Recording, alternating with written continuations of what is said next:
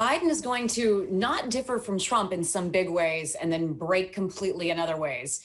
For instance, both Biden and Trump share the goal of reducing the U.S. footprint in terms of military presence in the Middle East. And that includes reducing the funding and the manpower back on the U.S. side devoted toward the Middle East. And that's because of great power competition.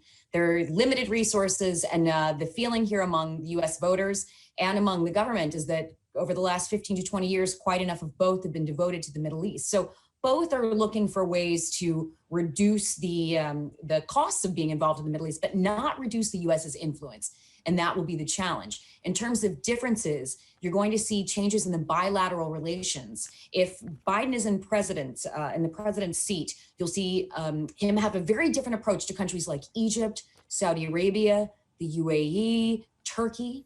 And you will also see no more involvement in the wars in Yemen and Libya, but you'll see a retraction of some of that involvement. You'll see a withdrawal of support for the coalition in Yemen. You'll see us pulling back from things like arms sales to Saudi Arabia for precision-guided missiles. And you'll see a withdrawal of the military presence that supports the Saudis in creating what we call no-strike lists, identifying targets that are not to be hit during their war in Yemen.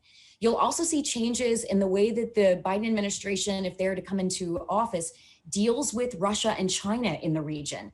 You will see a continued effort to pressure governments in the region to reduce their strategic relationship with China. They will not lay off on that. In fact, it will probably increase. And you're going to see changes in how Biden deals with energy. If Biden is president, he will not become engaged in debates about oil prices in the way that President Trump has. Biden will allow the markets to dictate price. He will not take steps either to protect the U.S. shale industry. The U.S. shale industry operates mostly in Republican states. So a Biden presidency would focus instead on implementing policies that support energy transition and green energy industries in the U.S. So I would say, four big ways: energy, Russia, China, bilateral relations, and then the role that the U.S. plays in some of the conflicts in the region, like Libya and Yemen.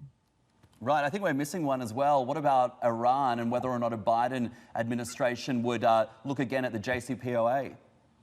Oh, that's a given. I didn't even think I need to bring it up, but you're absolutely right. The Biden team is divided on Iran, much as they are on Saudi. One half of Biden's team says the priority is to re-enter the JCPOA.